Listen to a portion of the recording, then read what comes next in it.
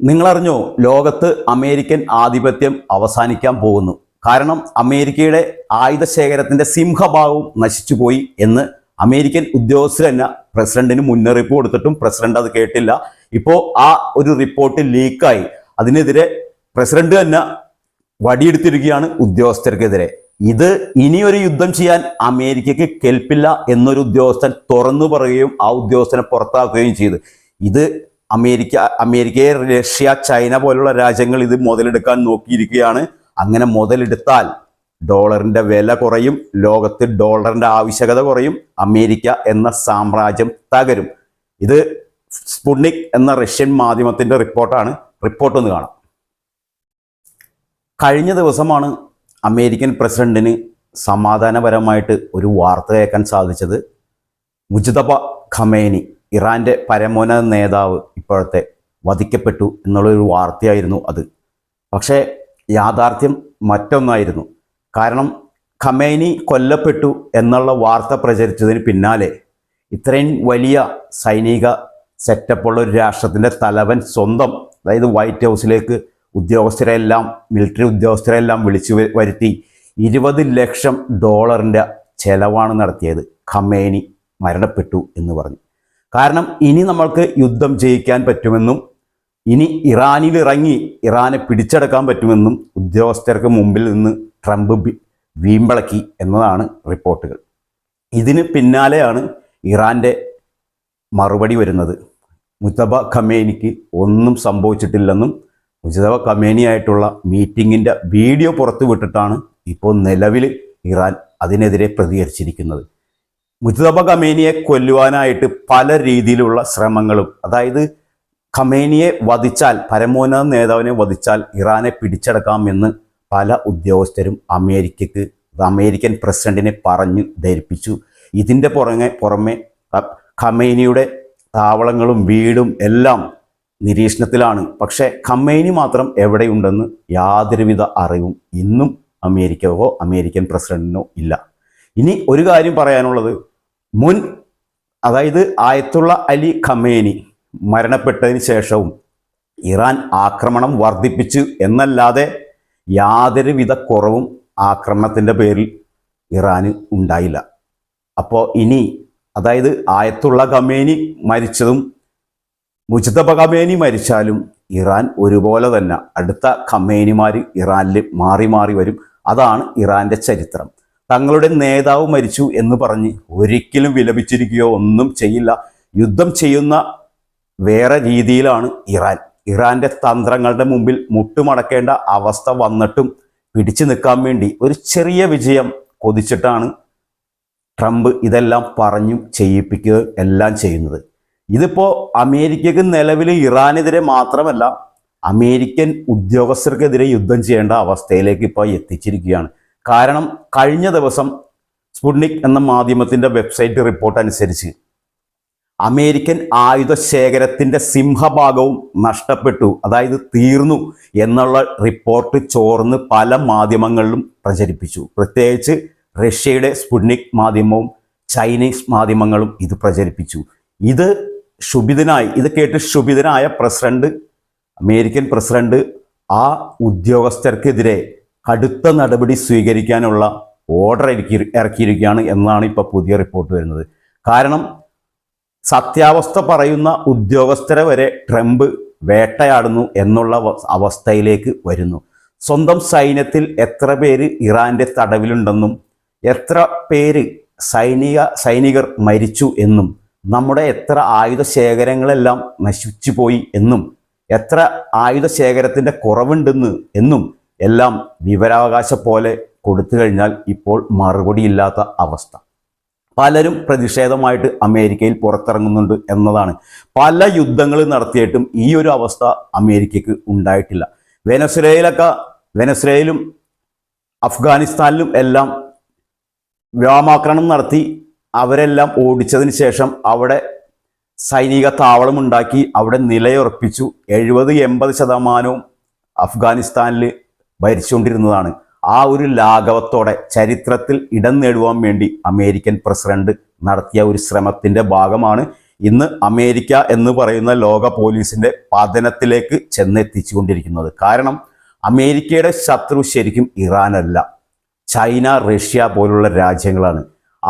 ഈ ഇറാനെ ആക്രമിക്കാൻ പോയ ആ സമയത്ത് തന്നെ ഇപ്പോൾ ശത്രു രാജ്യങ്ങളുടെ എണ്ണം കൂടിയിരിക്കുകയാണ്.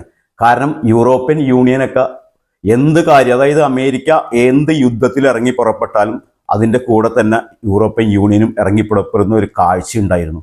ഇന്ന് അവർ പോലും ശരിക്കും അമേരിക്കയുടെ ശത്രുവായിരിക്കുകയാണ്. അതിനെതിരെ പ്രതിഷേധങ്ങളും മറ്റും അമേരിക്കയിൽ അലയടിക്കുകയാണ് എന്നാണ് ഇപ്പോൾ റിപ്പോർട്ട് പുറത്തു വരുന്നത്. ഈ വക കാര്യങ്ങളൊന്നും പല മാധ്യമങ്ങളിലും പുറത്തു വിടുന്നില്ല. ഒക്കെ അമേരിക്കൻ ചായ്വുള്ള മാധ്യമങ്ങളായതുകൊണ്ട് അവരിത് മൂടി വെക്കുകയാണ് ചെയ്യുന്നത്. അതായത് സ്വന്തം സുഹൃത്ത് രാജ്യങ്ങളെ വരെ ശത്രുക്കളാക്കിയ അമേരിക്കൻ പ്രസിഡന്റിനെ ജനങ്ങൾ വെറുത്തു തുടങ്ങി എന്നുള്ള അടിസ്ഥാനപരമായ റിപ്പോർട്ടുകൾ തന്നെ പുറത്തു വരുന്നുണ്ട്. ഇത് അമേരിക്കയ്ക്ക് ചരിത്രത്തിലേറ്റ ഏറ്റവും വലിയ അടിയായിട്ട് കാണണം.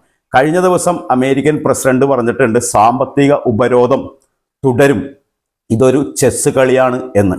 അതിനെതിരെ ഇറാൻ 2 ദിവസം കഴിഞ്ഞാണ് പ്രതികരിച്ചത്. ഇത് ഞങ്ങൾ ഒരു പാരമ്പര്യമായിട്ട് ഒരുപാട് വർഷങ്ങൾക്ക് മുമ്പ് ഞങ്ങൾ കേൾക്കുന്നതാണ്, ഇത് വെച്ചൊന്നും ഞങ്ങളെ ഭീഷണിപ്പെടുത്തേണ്ട.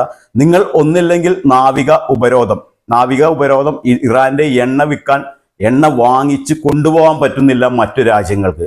ആ ഒരവസ്ഥ മാറണം. ഞങ്ങളുടെ സ്വന്തം, അതായത് ഇറാന്റെ സ്വന്തം സ്വത്തുവകകൾ പലതും അമേരിക്ക, അതായത് 40 വർഷങ്ങൾക്ക് മുമ്പ് അമേരിക്കയിൽ നിക്ഷേപിച്ചിരുന്നു, അതെല്ലാം ഞങ്ങൾക്ക് തിരിച്ചു കിട്ടണം എന്നുള്ള പുതിയ വ്യവസ്ഥ. ഈ വ്യവസ്ഥ വെച്ചാൽ ഞങ്ങൾ യുദ്ധം നിർത്താം എന്ന് ഇറാൻ പറഞ്ഞിട്ടുണ്ട്. പക്ഷേ അത് സ്വീകരിച്ചു കഴിഞ്ഞാൽ പ്രസിഡന്റിന് തന്നെ നാണക്കേടാവുന്ന ഒരു അവസ്ഥയിലേക്ക് ഇറാനെ നശിപ്പിക്കും എന്ന് പറഞ്ഞാണ് ഇറങ്ങിത്തിരിച്ചത്. അപ്പോൾ നശിപ്പിക്കാൻ പറ്റില്ല എന്നും മനസ്സിലാക്കിയെന്ന് ലോകരാജ്യങ്ങൾ പരിഹാസത്തോടെ അമേരിക്കൻ പ്രസിഡന്റിനെ കാണും. അതായത് ഹീറോ ആവാൻ ശ്രമിച്ച അമേരിക്കയുടെ പ്രസിഡന്റ് ട്രംപ് ഇന്ന് 0 ആയിരിക്കുന്ന കാഴ്ചയാണ് കാണുന്നത്. ഇന്നും ഇറാൻ മറുപടി ഇല്ലാത്ത രീതിയിൽ ആക്രമണം അഴിച്ചുവിട്ടിരിക്കുകയാണ്. ഹോർമോസ് കടലിടുക്കൊക്കെ അമേരിക്കൻ ഉപരോധം കാരണം മറ്റു കപ്പലുകൾ വരുന്നില്ല എന്ന് മാത്രമേ ഉള്ളൂ. ഇപ്പോഴും ഇറാന്റെ അധീനതയിൽ തന്നെയാണ് ഹോർമോസ് കടലിടുക്ക്. ഇറാൻ പറയാതെ ഒരു കപ്പലും ആ ഹോർമോസ് കടലിടുക്ക് കടക്കാൻ പറ്റില്ല എന്ന് മാത്രമല്ല, ഏതെങ്കിലും കാര്യത്തിൽ യുദ്ധം നിർത്തിക്കഴിഞ്ഞാൽ, അമേരിക്ക യുദ്ധം നിർത്തിക്കഴിഞ്ഞാൽ നല്ല രീതിയിൽ സഞ്ചാര യോഗമായിരുന്ന ആ ഒരു കടലിടുക്ക് ഇന്ന് വൻ സാമ്പത്തികം ഇറാന് കപ്പം കൊടുക്കേണ്ട അവസ്ഥയിലേക്ക് കൊണ്ടുവന്ന് എത്തിച്ചത് ഈ അമേരിക്കൻ പ്രസിഡന്റാണ് എന്നതിൽ ലോകരാജ്യങ്ങൾക്കുള്ള മുറുമുറുപ്പ് ചെറുതല്ല. കാരണം സമാധാനപരമായിട്ട് പോയിട്ടിരുന്ന ഇറാനെ കയറി ചൊറിഞ്ഞു. ഇറാൻ തിരിച്ചു ചൊറിഞ്ഞപ്പോൾ വേദനിക്കുന്നത് ലോകം മുഴുവനുള്ള രാജ്യങ്ങൾക്കാണ്. അതിനിടയിൽ ഇറാൻ ആണവായുധ ശേഖരം വർദ്ധിപ്പിക്കുന്നതായി, അതായത് ബോംബുണ്ടാക്കുന്നതായുള്ള റിപ്പോർട്ടുകൾ പുറത്തു വരുന്നുണ്ട്. യുദ്ധം തുടങ്ങി ഏകദേശം ഒരു 50 ദിവസത്തിനുള്ളിൽ പ്രസ്താവനയൊക്കെ ഇറക്കി അമേരിക്കൻ പ്രസിഡന്റ്. അതായത് ഇറാൻ ഇനി തിരിച്ചടിക്കാനുള്ള യാതൊരുവിധ സാധ്യതയില്ല, അവരുടെ ഭൂരിഭാഗം ആയുധങ്ങളും ഞങ്ങൾ നശിപ്പിച്ചു എന്ന്. പക്ഷേ വരാനിരിക്കുന്നത് അതിനും ഭീകരമായതെന്ന് അമേരിക്കക്ക് അറിയില്ലായിരുന്നു. അതായത് മസ്കിറ്റോ ബോട്ട് എന്ന് പറയുന്ന ചെറിയ, അതായത് ഒരു രാജ്യവും നിർമ്മിക്കാത്ത ചെറിയ ബോട്ടുകൾ വന്ന് വലിയ ബോട്ടുകളെ അടിച്ചിടുന്ന കാഴ്ചയാണ് ഹോർമൂസിൽ നിന്ന് കാണാൻ സാധിക്കുന്നത്. ഇത്ര യുദ്ധം നടത്തിയിട്ടും ഇറാൻ സാറ്റലൈറ്റ് വിക്ഷേപിച്ചു എന്ന് പറയുമ്പോൾ ഇറാന്റെ പവർ ഒന്ന് ആലോചിച്ച് നോക്കണം. യാതൊരുവിധ സാറ്റലൈറ്റോ ഒന്നും ഇല്ലാത്ത ഇറാൻ ഉണ്ടായിരുന്നില്ല എന്നായിരുന്നു അമേരിക്കയുടെയും സഖ്യകക്ഷികളെയും കണക്കുകൂട്ടൽ. പക്ഷേ അമേരിക്കക്ക് തെറ്റിപ്പോയി. അവിടെ ഇറാന്റെ മിസൈലുകൾ കറക്റ്റ് പോയിന്റിലാണ് ചെന്ന് പതിക്കുന്നത്. കാരണം അമേരിക്ക ഇറാനെ എവിടെയാണോ ആക്രമിക്കുന്നത്, ഏത് രാജ്യത്ത് നിന്നാണോ ആക്രമിക്കുന്നത്, ആ രാജ്യത്തേക്ക് ഇറാനെ ആക്രമിച്ച രീതിയിൽ ഇറാന്റെ പാലങ്ങളും എല്ലാം തകർക്കുന്ന കാഴ്ചയുണ്ടായിരുന്നു. അതുമാതിരി തന്നെ തിരിച്ചും ആക്രമിക്കുന്ന ഒരു അവസ്ഥയിലേക്ക്. ഇതുകൂടാതെ സൗദി അറേബ്യ അമേരിക്കയ്ക്ക് സപ്പോർട്ട് ചെയ്തു ഇറാനെ ആക്രമിക്കാൻ എന്ന് പ്രമാണിച്ച് ഇറാനെയും ഇറാഖിനെയും. ഇപ്പം നിലവിൽ ഇറാന് സപ്പോർട്ടായിട്ട് വന്നിട്ടുണ്ട്. കാരണം ഇറാഖിൻ്റെ അമേരിക്കൻ സൈനിക താവളത്തിലേക്കെല്ലാം ഇറാൻ ബാലസ്റ്റിക് മിസൈലുകൾ പ്രയോഗിച്ചു. കാരണം അമേരിക്കൻ സൈനിക താവളം അവിടെ ഉള്ളത് കൊണ്ടാണ്. ഇറാഖ് ഇപ്പോൾ പറഞ്ഞിട്ടുണ്ട്, ഞങ്ങൾക്ക് ഈ അമേരിക്കൻ സൈനിക താവളങ്ങൾ ഇവിടെ ആവശ്യമില്ല എന്ന്. ഇത് എല്ലാ രാജ്യങ്ങളും അംഗീകരിച്ച് അമേരിക്കയെ പശ്ചിമേഷ്യയിൽ നിന്ന് പുറത്താക്കിയില്ലെങ്കിൽ പുറത്താക്കുന്നവരെ ആക്രമണം ഇറാന്റെ ഭാഗത്തു നിന്ന് നിങ്ങൾ നേരിടേണ്ടി വരും എന്ന് യാതൊരുവിധ കൂസലുമില്ലാതെയാണ് ശരിക്കും ഇറാൻ പ്രതികരിച്ചിരിക്കുന്നത്. ഈ സൗദി അറേബ്യയും പാകിസ്ഥാനുമായിട്ട് എഗ്രിമെന്റ് ഉണ്ട്. അതായത് സൗദി അറേബ്യ ഏതെങ്കിലും രാജ്യം ആക്രമിച്ചാൽ പാകിസ്ഥാൻ ഇടപെടും എന്ന്. പാകിസ്ഥാൻ ഒരു ന്യൂക്ലിയർ പവറാണ് എന്നൊരു കാര്യം കൂടി ഓർക്കണം. പക്ഷേ യാതൊരു അമേരിക്കൻ സൈനിക താവളങ്ങൾക്ക് നേരെ യാതൊരുവിധ ദാക്ഷിണ്യമില്ലാതെ ഇറാൻ ആക്രമിച്ചപ്പോൾ കയ്യും കെട്ടി നോക്കിക്കാനേ പാകിസ്ഥാന് കഴിഞ്ഞുള്ളൂ. കാരണം ഇറാൻ എന്താണ് എന്ന് പാകിസ്ഥാൻ അറിയാം. പാകിസ്ഥാൻ ശരിക്കും റഷ്യയുടെയും ചൈനയുടെയും കൂടെ കൂടിയിട്ട് അമേരിക്കയെ കൂടെ നിന്ന് നശിപ്പിക്കാൻ നോക്കുന്ന ഒരു അവസ്ഥയാണ് ഇപ്പോൾ കാണുന്നത്. അതുകൊണ്ട് പാകിസ്ഥാനും എതിരെ അമേരിക്കക്ക് മുറുമുറുപ്പ് കൂടുന്നുണ്ട് എന്നതാണ് വസ്തുത.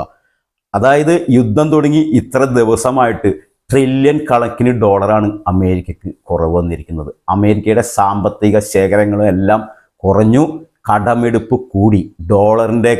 ഡോളറൊക്കെ ലോകരാജ്യങ്ങളുടെ ഇടയിൽ ഡോളറിൻ്റെ വിശ്വാസ്യത തകർന്നു. ഇപ്പോൾ ചൈനീസ് യുവാനും എല്ലാം നല്ല രീതിയിൽ തന്നെ പ്രചാരം നടക്കുന്നുണ്ട്. പല രാജ്യങ്ങളും ഡോളറിൽ നിന്നും മാറുകയാണ്. ഈ ഡോളർ എന്ന് പറയുന്നത് ഈ പശ്ചിമേഷ്യയിലെ ഈ രാജ്യങ്ങളെ, അതായത് എണ്ണ ഉൽപ്പാദകര ഒപെക് രാജ്യങ്ങളെ വെച്ചിട്ടാണ് ശരിക്കും അമേരിക്കയുടെ സാമ്പത്തിക നില തന്നെ ഭദ്രമായി നടന്നു പോയിരുന്നത്.